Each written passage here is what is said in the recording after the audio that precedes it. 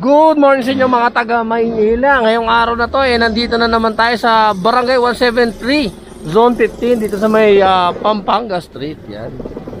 Siyempre Maynila pa rin. So alamin natin yung pulso ng mga taga dito, kung sino nga ba gusto nilang maging mayor sa susunod na taon. Si Isko, si Hanny Lacuna, si Sam Bersosa, si Michael Say, Ma'am Marta Mondong at si Raymond Bagachig. So hindi na natin patatagalin pa to. Tara, mag-survey na tayo. Let's go!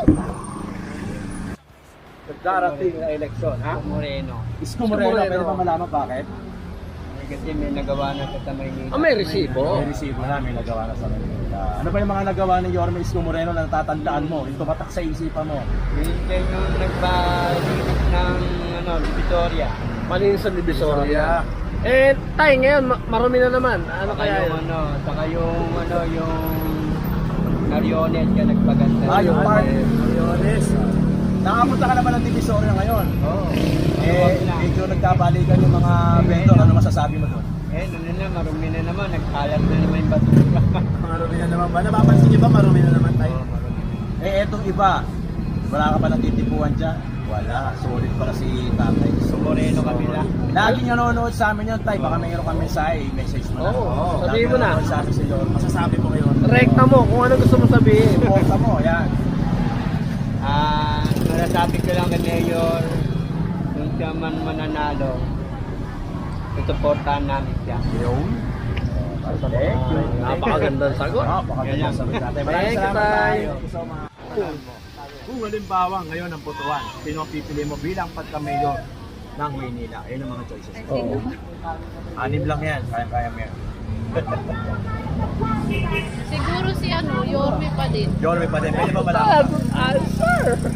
Kasi kagaya niyan, yung pandemic, nasubukan siya. Yan. Subok na, kumbaga. Resibo talaga, no? Kaso lang yun, kagaya niya, nalinis din naman yung Maynila nung nakaupo siya. Halimbawang manalo ulit si Yorme sa susunod na taon. Next year. Siguro, Ano naman yung gusto mong iparating sa kanya? maging dito maging maluwag sa Belo, kagaya ko. Kasi kagaya niya, wala naman akong ibang inaanuhan.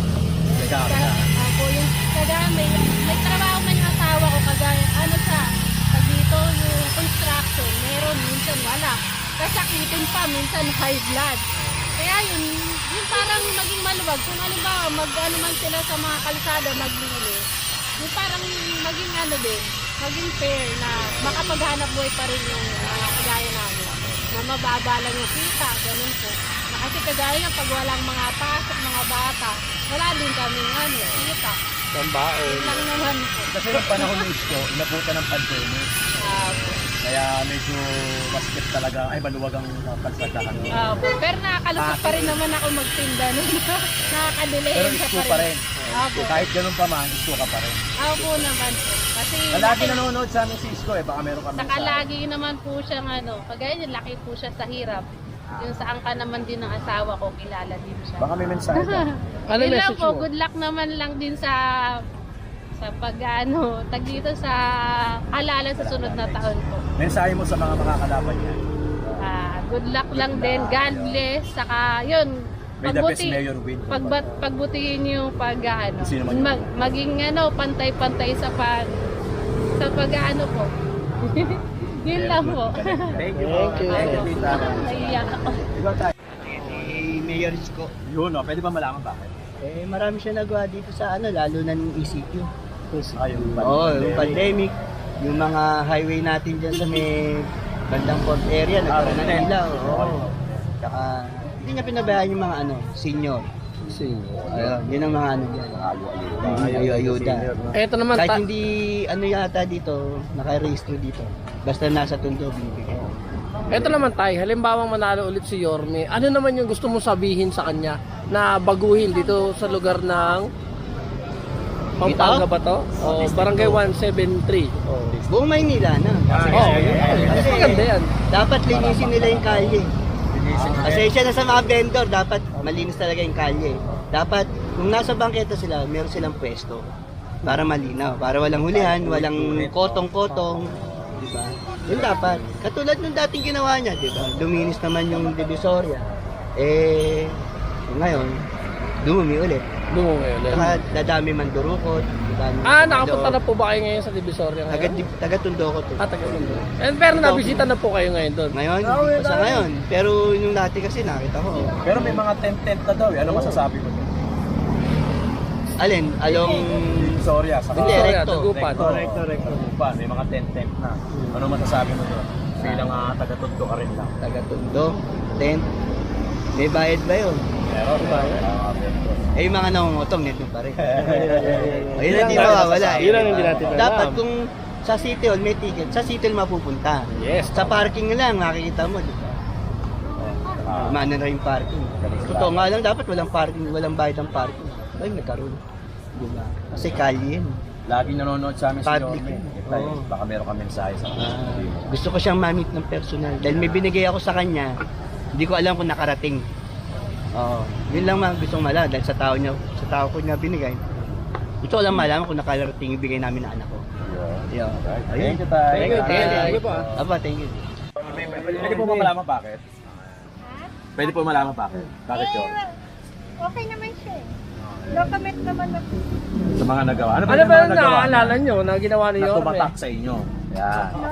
Kasi naman nagbibigay siya ng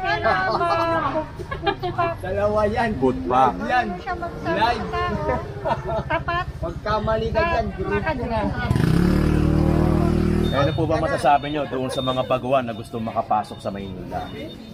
No comment. No, comment. Basta, may the best mayor bid. Yes. Ate, ano si ate? Yorme. Si ate Yorme. Si ate. Yorme. Yorme din ako. Si Yorme dito si ate. Si Kuya, Yorme din. Kayo po, sir. Naka-red. Yorme din. Yorme din. Yun, no? Two joints. Orme. Basta request namin tanggalin yung mga e-bike dito. Mga taga-pako. Yun lang. Dumadayo sila rito. Di po? Papasok kasi rito eh. Ipagbawalin nila dapat yun. Dapat Maynila. Manila, Manila. Pag kami pumapasok yun, iuhuli kami. Pag kayo pumapasok doon sa Caloocan. Malukon. Iuhuli kami. Tapos babawalan na Tapos sila papasok dito. ito. Ibig sa inyo sana mapupunta yung mga Kita. customer. Oo. Kasi marami na. Sa kabila pa na pupunta. Kasi malapit lang ang ano rito eh. Ang paho eh. Dito na eh. Diyan, pao. Dito. Ang kabila. Tapos yung pagkapunta ng siguro sa kabila. Yung dapat, tanggalin yung e-bike dito. Yun lang. Lahat ng e-bike dito sa... Respetuhan lang, no? Na Respetuhan area. lang. Oo, area. Kung kami kung laro, no? Tayo. Kayo huli eh. Huli. O, pagka wala pa bigyan ng pera, hindi pa. Tama. Diba? Kayo lumagay sa amin, i-impon sa isang papayag ka ba? Kano yung pang niya? 1.5. 1.5. Saka ano ka na nun? Hassle na yung buong abo mo nun. Oo. Kikita mo, Kakamakin ka na. mangutang ka pa ng 5-6. Parang ano. Patubos na. Kulang pa pandubos, no?